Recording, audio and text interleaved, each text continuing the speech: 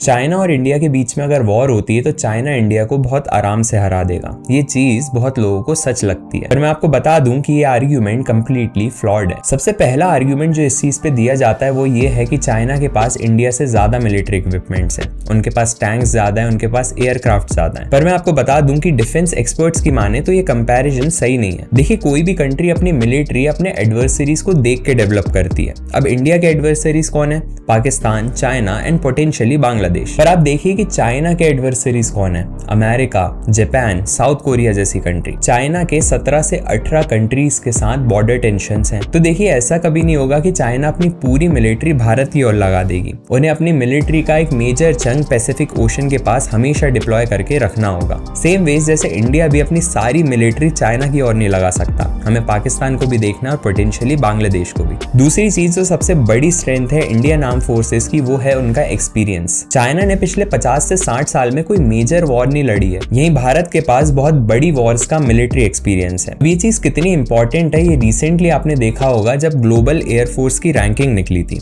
Indian air force को Chinese air force के ऊपर रैंक करा गया था। अब चाइना के पास तो हमसे ज्यादा एयरक्राफ्ट्स हैं, उनके पास तो हमसे ज्यादा अच्छी टेक्नोलॉजी है, फिर इंडियन एयरफोर्स को ऊपर क्यों रखा चाइनीज एयरफोर्स से? Military experience. रिसेंटली जो इंडियन आर्म फोर्सेस ने ऑपरेशन सिंदूर में करके बताया वो पूरी दुनिया ने देखा है। तो देखिए, लोग बहुत आसानी से कह देते हैं कि चाइना इंडिया को बहुत आराम से हरा देगा, पर आप एक चीज सोच के देखो कि रशिया, जो कि वर्ल्ड की सेकंड स्ट्रॉन्गेस्ट मिलिट्री कही जाती है, वो इतने साल से यूक्रेन को नहीं हरा पा रहा है। और यहाँ पे हम बात कर रहे हैं वर्ल्ड की 3rd स्ट्रॉन्गेस्ट मिलिट्री चाइना और वर्ल्ड की 4th स्ट्रॉन्गेस्ट मिलिट्री भारत की।